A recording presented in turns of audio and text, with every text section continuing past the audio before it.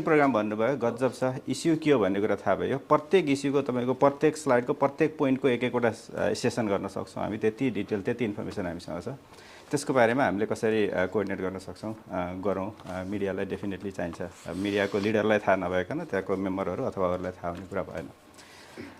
major issue चाहिँ मैले यहाँ के देख्छु भने मिडिया भने नै के हो नै थाहा छैन कि हामीलाई पडकास्टलाई पनि न्युजकै रूपमा राखिरहेछ मान्छेले ब्लग पोस्ट लेखिरहेछ त्यसलाई पनि न्युजकै रूपमा लेखिरहेछ मान्छेले एकछिनमा गएर क्यामेरा सिधा बनाएर भिडियो बनाउँछ त्यो पनि न्युजकै रूपमा हेरिरहेछ अझ त्यही बढी सेयर हुन्छ हामीले जस्तो केबिसी खबर होला नेपाल आइज होला त्यहाँ खासै जाँदैन हामीले 5-15 सेकेन्डको टिकटक भिडियो हेरेर विश्वास गर्छौँ अनि त्यसैलाई सेयर गर्छौँ त्यो एउटा मेजर इस्यु देखाएको छु अर्को इस्यु चाहिँ मलाई लागेको चाहिँ के छ भने यहाँको ल चाहिँ यति स्ट्रिक्ट छ त्यो लको बारेमा चाहिँ सबैलाई जानकारी भयो भने त्यो फेक इन्फर्मेसन अथवा त्यो न्युजहरू धेरै हिसाबमा कन्ट्रोल हुन्छ जस्तो लाग्छ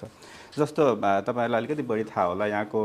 सुप्रिम कोर्टले नै डिसाइड गरेको थियो के अरे यदि तपाईँले कसैको न्युज लेख्नु भएको छ र त्यसमा कसैले कमेन्ट गर्छ भने न्युज लेख्ने मान्छे चाहिँ रेस्पोन्सिबल हुन्छ त्यो कमेन्टले यदि डिफेम गर्छ भने त्यो लेभलको स्ट्रिक्ट रुल छ यदि त्यो थाहा छ भने त हामीले सेयर गर्दै गर्दैनौँ भने हामीले पोस्ट गऱ्यौँ हामीले केही न्युज लेख्यौँ त्यसैमा कसैले नराम्रो कमेन्ट गर्छ भने हामी रेस्पोन्सिबल हौँ भन्ने कुरा कतिलाई थाहा छैन होला त्यो पनि एउटा मेजर इस्यु हुन्छ अर्को चाहिँ मिडियाको लागि चाहिँ मलाई कहिलेकाहीँ चाहिँ के चाहिँ लाग्छ भने कुन लेभलमा चाहिँ हामीले ट्रस्ट गर्ने भन्ने कुरा हुन्छ एउटा चाहिँ हामी बनाएर पठाउँछौँ न्युज जस्तो हामी पनि कम्युनिटी अर्गनाइजेसनमा काम गर्ने भएर केही इभेन्ट भयो भने न्युज बनाउँछौँ न्युज पठाउँछौँ अलिकति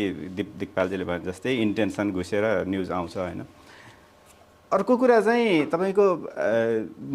मिडियाले आफै इन्भेस्टिगेट गरेर न्युज बनाउँछ होइन त्यसमा चाहिँ कम्प्लिटली डिफ्रेन्ट हुन्छ इन्टेन्सन जस्तो मैले ऱ्यान्डमली सत्रजीसँग लगभग 15-20 मिनट हामीले कुरा गरेका थियौँ अस्तिको बेलामा त्यो भने चाहिँ नन फेब्रिकेटेड न्युज हो होइन अर्को फेब्रिकेटेड न्युज र नन फेब्रिकेटेड अथवा अझै तपाईँले कुरा गर्नुभयो स्पोन्सर्ड न्युज हो कि अथवा त्यो रियल आएको न्युज हो भन्ने कुरा तपाईँले यहाँको मिडिया हेर्नुभयो भने चाहिँ यो चाहिँ विज्ञापन हो हामीले पैसा ल्याएको छौँ भनेर क्लियरली लेखा हुन्छ होइन त्यो चाहिँ नेपाली मिडियामा मैले कतै पनि देख्दिनँ तपाईँको न नेपालको सेतो पार्टी रातो पार्टी निलो पार्टी हरियो पार्टी अथवा यहाँकै अब जुनसुकै मिडिया भयो भने त्यो पनि अलिकति नेपाली मिडियामा मिसिङ हो कि जस्तो चाहिँ मलाई लाग्छ कुन चाहिँ हामीले के अरे प्रमोसनको लागि अथवा बिजनेस न्युज हो कुन चाहिँ हाम्रो एडभर्टोरियल होइन कतै कतै त मैले देखिरहेको छु मान्छे पर्सनल नलिनु होला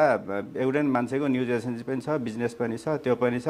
अनि न्युज आउँछ त्यही बिजनेसको प्रमोसनको लागि आउँछ त्यो चाहिँ एक्सप्लिसिटली डिक्लेयर नभए भएर रिडरहरूलाई चाहिँ अलिकति कन्फ्युज भएको छ भन्ने कुरा चाहिँ मलाई पनि अलिकति फिल भएको कुरा हो